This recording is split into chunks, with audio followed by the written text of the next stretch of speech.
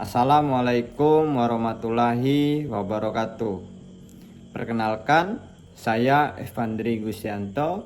Nah, pada video kali ini kita akan membahas tentang organisasi komputer. Ada beberapa hal yang akan kita kupas dalam video ini. Yang pertama, kita membahas unit operasional dan interkoneksinya untuk mewujudkan spesifikasi arsitektural. Terus hubungan erat antara arsitektur dan organisasi, terutama pada microcontroller. Tujuan dari video ini dibuat agar kita memahami organisasi komputer dan komponennya, memahami proses input hingga proses output. Kita mulai dari evolusi dan kinerja komputer. Jadi sejarah komputer itu sebelum tahun 1940 itu ada namanya abacus atau sempoa.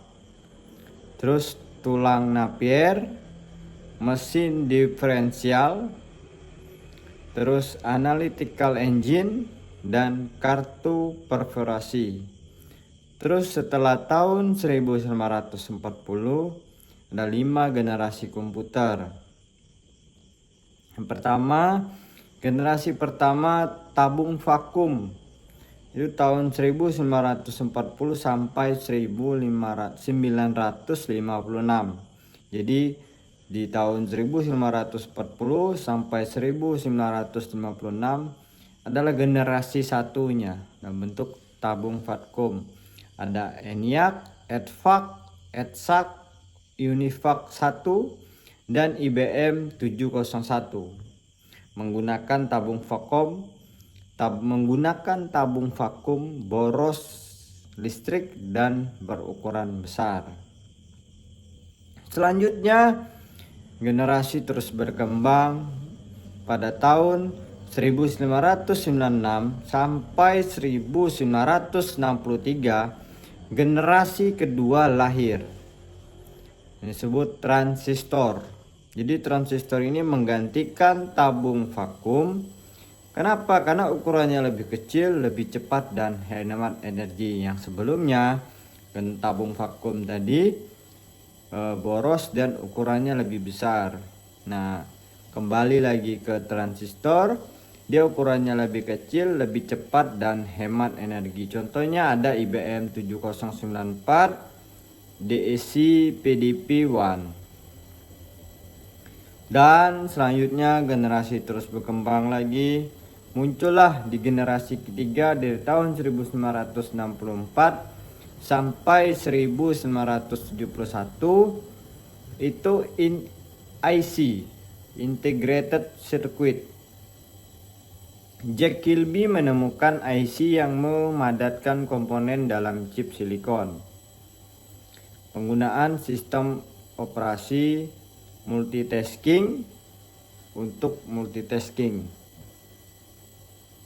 Selanjutnya pada generasi keempat, mikroprosesor atau 1971 sampai sekarang. Pertama, Intel 4004 memuat CPU, memori, I/O dalam satu chip.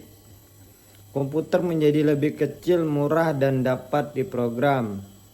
Contohnya PC, laptop, dan perangkat rumah tangga menggunakan mikroprosesor. Generasi kelima adalah komputer masa depan. Pemrosesan paralel dan teknologi superkonduktor. Jepang memimpin proyek komputer generasi kelima melalui ICOT. Selanjutnya kita masuk ke sistem bus. Pengertian dan fungsinya. Bus adalah jalur komunikasi yang menghubungkan komponen komputer dan memungkinkan pertukaran data antar komponen seperti CPU, memori, dan perangkat I/O. Selain sebagai jalur komunikasi, Bus juga bertanggung jawab untuk sinkronisasi dan pengendalian alur data sehingga operasi komputer berjalan efisien. Bus terdiri dari berbagai jenis yang memiliki fungsi spesifik seperti memindahkan data dan mengontrol operasi perangkat keras.